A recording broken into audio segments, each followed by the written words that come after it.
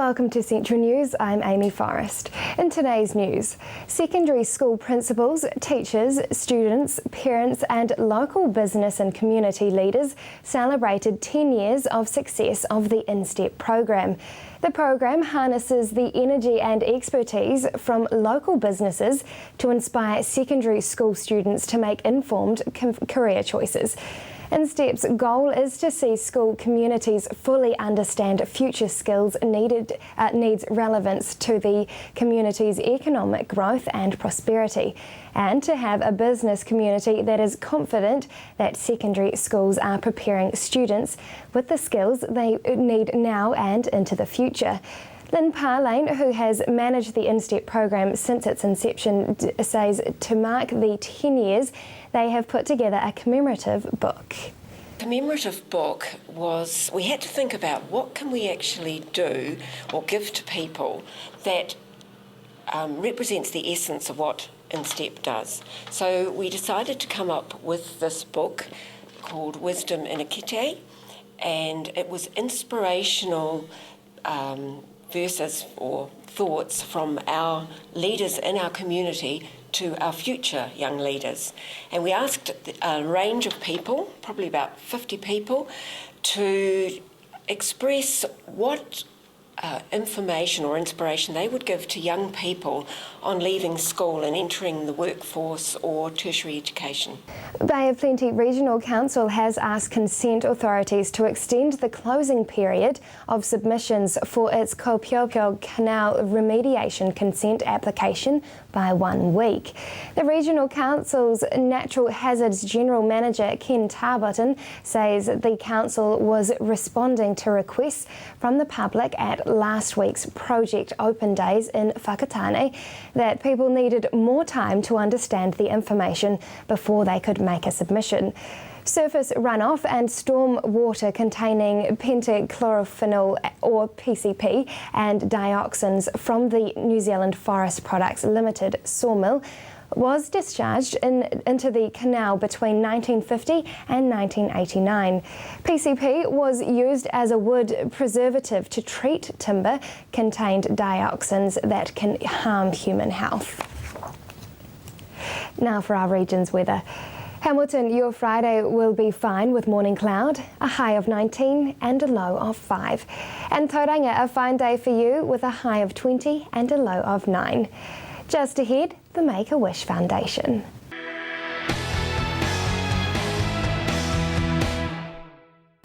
Welcome to Central News on TV Central. A new partnership between Make-A-Wish and Toy World is hoping to make Kiwi kids' dreams come true. Hilary found out more. Graham, first of all, tell us, what is Make-A-Wish? Well, Make-A-Wish is part of an international organisation which arose in the States in around about 1980. This was a young boy who was dying and approached his father around about he'd like to be a policeman. And from there, the Arizona police arranged this thing where he could be a policeman for the day and put him into the force. And, you know, the boy's wish was that potentially other people could have something like that. And from that, you know, that one thing, what you grew out of, that was an international Make-A-Wish Foundation, of which New Zealand is part. So what do we do? I mean, basically, the organisation tries to create a wish come true for children with life-threatening medical conditions, and potentially that could be terminal, and providing them with a bit of joy and hope and something special when things are really going bad within for their life. So it's an organisation which is, while it's got a small executive run out of Auckland, it's mostly run by volunteers throughout New Zealand, which helps identify what those wishes are, and help to provide that wish come true for kids.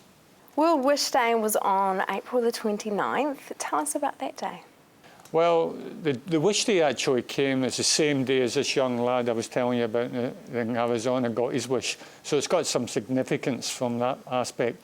But I guess Wish Day is really around about kind of highlighting what the organisation does, but probably even more so the organisation makes a a real big attempt to provide wishes on that day and to make it special for kids. So it's about really going that extra yard to provide wishes and to let people know what goes on. How have Toy World linked eyes with Make-A-Wish? Yeah, this is a bit of a new initiative roundabout. I mean, when you get involved, I'm a volunteer for Make-A-Wish, and when you get involved with Make-A-Wish, one of the things that's astounding really is the amount of companies and people who support it and provide this amazing support network. I mean, you go to see an organisation and say, look, this kid would like to do something, and it's never a problem. They'll do it, they'll go out of their way. And here's a situation with Toy World who have offered to provide an opportunity where a couple of toys can be offered for sale for people, and the returns for that, from those sales, can actually be returned to Make-A-Wish to enable a wish to be provided. Make-A-Wish is simply, it's a not-for-profit organisation, and just about all of the money that comes in is used for wishes, which at times can be quite expensive if a kid wants to travel overseas or do all sorts of things. So it's all around about making that wish to come true. And when is that due to be officially launched? It's already launched. It's in practice now, so we're right into it. The Toy World brochure has been put out, and there's a couple of gifts there identified for Make-A-Wish already, so people can see that in the shops now and in the catalogues.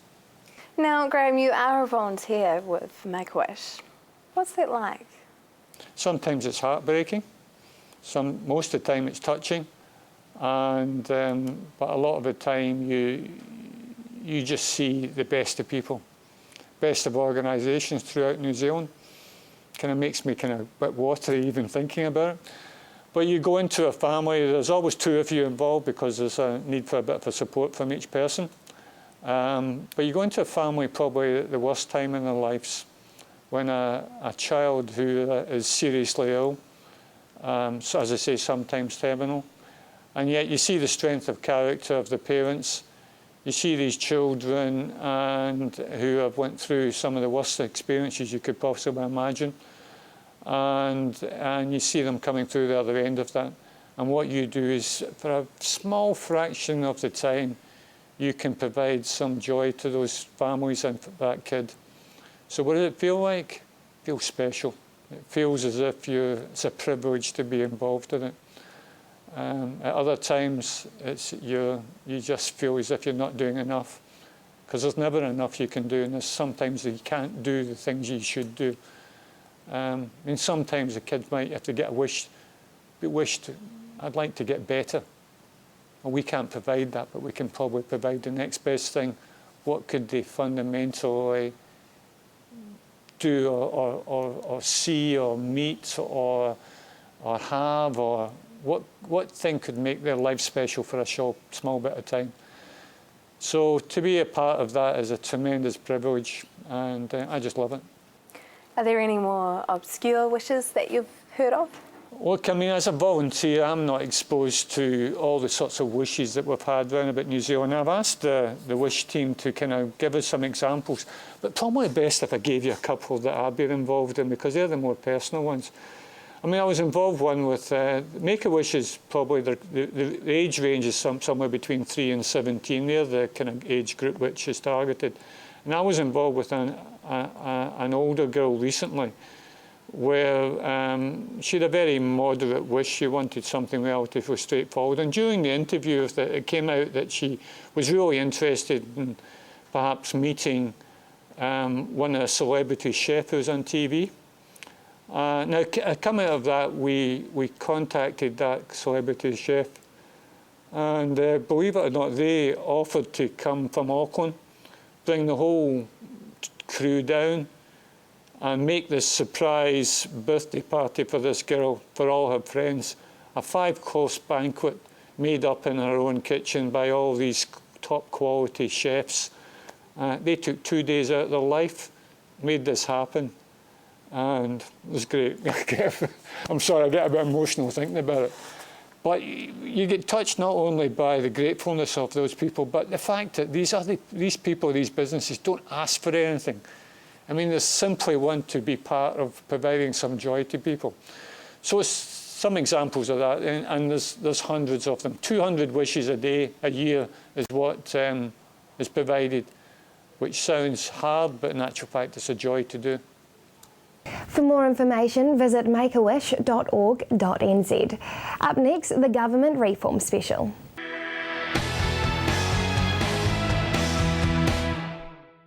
Welcome back. Tonight we hear from South Waikato District Mayor Neil Sinclair for our Government Reform Special.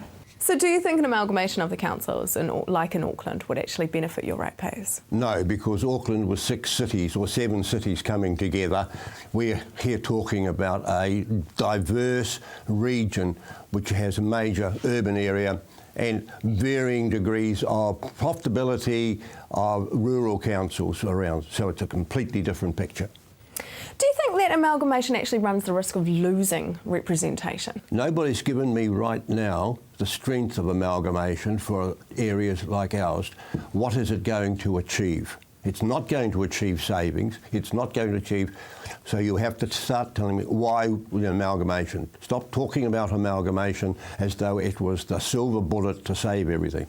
Nobody's actually giving me any proof how good and what amalgamation will achieve. What are some of the factors that you think have led to rate increases nationally since 2003? Rate increases have gone up in some councils, and some of it's a result of growth, and therefore having to provide infrastructure for the future going forward. And I think of the Taurangas and the Hamiltons in terms of having to provide infrastructure right now for future growth, and therefore the only way to do that is by loans and moving it forward.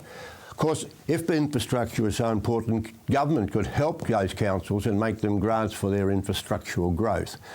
One of our problems is with a falling population, we have to still maintain that level of service and infrastructure with fewer people. Now, how that takes place becomes a challenge to smaller councils with a falling population. And so it's one of supporting infrastructure and still giving people a good quality of life. We don't want second-class citizens living in the rural areas. The latest Labour Cost Index shows that local government costs rising over the past 3 years, nearly double the rate of the core state sector. What percentage of increase has your council had in the last 3 years? Vary between 5 and 3. Some years ago we had a 0 rate increase. And so that if you look from 2002 to 2010, our average was 4%. And again, I have to say, I'm very wary of this word rate increase. I wish we would all talk about what is our rates revenue increase, because I can have some councils, it's like looking through smoky glass. They say, we've put our rates up by 1.5%. And then they mean, oh, well, that's our general rate. We haven't told you our targeted rates. Somebody else puts it out by 2%, but they say, oh, of course we charge, like in Auckland, water extra. We put it all in together and say, what's our rates revenue? And when that takes place, we can compare apples with apples. People who use the CPI as there is completely nonsensical. Your CPI depends a little bit upon the price of toothpaste. Our costs depend upon the price of bitumen. And so therefore don't start comparing that there. Our roading costs can go up because the price of oil and bitumen goes up. And that's the area that council has to do. We get targeted because one council like Kaipara does things a bit silly, got out of hand, and so suddenly that's used as an example. Most of us are fiscally responsible.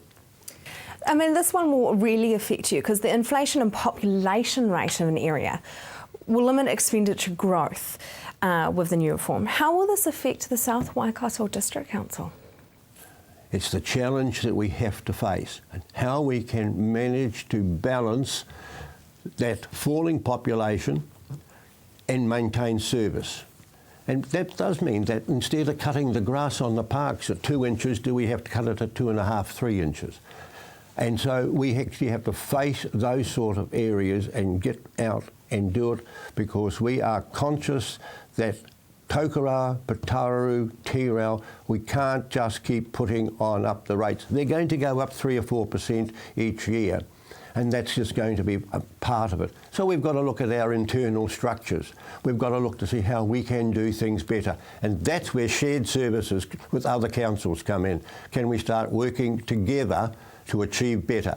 Government, why do you charge me $100,000 to do an audit fee? You know, if you stopped and you audited me every 3 years, I've saved $200,000. So government, you can help us in this. Right now we're doing a district plan, which is going to cost us an arm and a leg. But Matamata have done a district plan, Hauraki have done a district plan.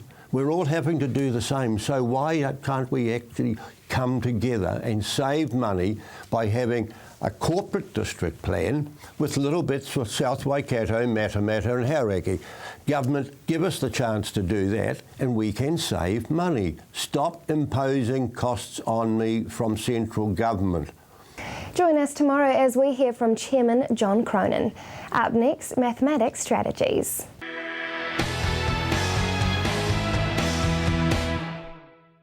If you have just joined us, welcome to Central News. Hilary caught up with 2 Waikato University staff members to find out about an upcoming study using multiplication and division to enhance children's mathematics. Brenda and Jenny fill us in on the study. Jenny, how did this study come about? Well, there were 2 things that happened last year. One was that some teachers at one of the schools we work at commented on the way that children in the early years of school often are not introduced to multiplication and division in those years. And it just so happened that at the time I had been commissioned by the Ministry of Education to put together a whole bunch of literature about the conceptual foundations for learning maths in years 1 to 4. And one of the key things coming through there is that perhaps we've been focusing too much on counting by ones, and that we should be introducing children to units of more than 1, as in like groups of 2. And so with those 2 pieces of information, we put together this proposal for funding from the TLRI funding initiative. Brenda, when will you start the research and what will that process be? Right, well, we've actually just got underway and we've worked with the teachers. So this is a collaborative project, so it's really important that we work alongside the teachers, and we've designed, first of all, an assessment interview task. So the children are assessed one-on-one, and from that information we will then start work with the teachers first of all, and then work in the classrooms with the children. So the study involves 2 teachers of a Year 1 and a Year 2 class, and the problems, the process for it will be collaborative in that we'll sit down, we'll design suitable problems and contexts for developing the multiplicative thinking. So this involves those natural occurring groups of 2s for starters, and groups of 5, as we know children understand 5 from fingers on their hand. And we will work alongside the teachers in the classroom, so they'll have opportunity to use materials, to solve the problems and to record what is happening. So as Jenny said, it's really important, and the teachers have recognised this, that we want children to understand groups of numbers. A lot of counting goes on, so we want them to move from the idea of counting and counting by ones to seeing groups of numbers.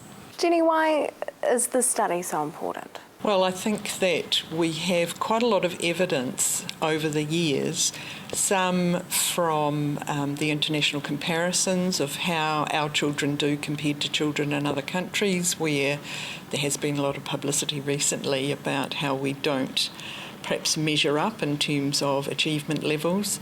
We also have evidence from studies of adults, 16 to 65-year-olds, looking at numeracy and life skills, and that evidence shows that more than half of the population of working age adults don't actually have the mathematical literacy skills to deal with everyday life and work in the workplace. So I think we have a major challenge in terms of improving the way we teach maths, and we certainly also have some issues in terms of attitude. We know that many people have quite a negative attitude towards mathematics, and often that comes about during their secondary schooling, where perhaps they've been put in a situation of being embarrassed, not understanding what's happening. And the old way of teaching maths was for teachers to show students what to do and then say go and do a bunch of practice about it. Whereas now, with the reform approach, we want students to understand the conceptual basis for mathematics, and we use a lot of structured materials to help get those ideas across, and that has been very effective, particularly with teacher education students who themselves come in with quite negative attitudes, and we want them to be really positive about their interactions with children in their classrooms once they go out as teachers. So I believe we have a huge challenge to improve mathematics teaching at all levels of the system, from children right through to adults in tertiary institutions. Brenda, what will happen with your findings once you complete the study? Well, it's really important to, of course, disseminate those findings and share them. So for starters, it'll be a process of sharing with the teachers in the school, so they are aware what is happening with these young children. And from there, we will present at conferences and share what we've been doing and what we found out. We need to disseminate through publication, so we'll be writing journal articles, especially for the professional journals, so that teachers are reading about what's happening. And it's important that parents understand as well, because that partnership between the teachers, us as the educators, and the children, everyone needs to be involved and understand why we're saying with 5 and 6-year-olds, with young children, let's use these contexts of multiplication. So for example, 4 times 5. Yes, we want to know it as a fact, but we want our young children to see that that means 4 groups of 5. And that I can work that out. It might be 5, 10, 15, 20, but I don't have to go back and count from 1. I can work smart. Does an understanding of multiplication and subtraction and division actually lead to better skills in geometry and statistics and fractions? It's all about number, and to have those concepts of number naturally relate. Mathematics is intertwined, and yes, there are aspects of geometry and spatial components that's a little different to number, but number pervades our whole world. And if we can develop the confidence, and as Jenny said, it's so important that we want to feel interested and confident in using mathematics. We're going to operate better in life, aren't we? That is the news for today. We really want you to be involved, so like us on Facebook and let us know your views. If you have any news, including your own video or photos, go to our website and hit upload. Thanks for joining us. Hilary will be back tomorrow with more guests from in and around the region. I'm Amy Forrest. Have a wonderful evening.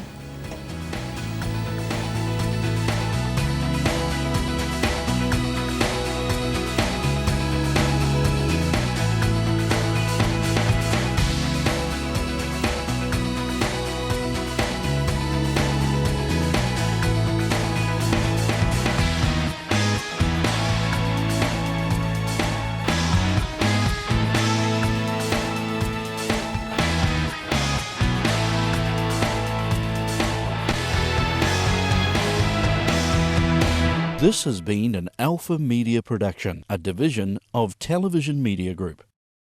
Supporting local content so you can see more of New Zealand on air.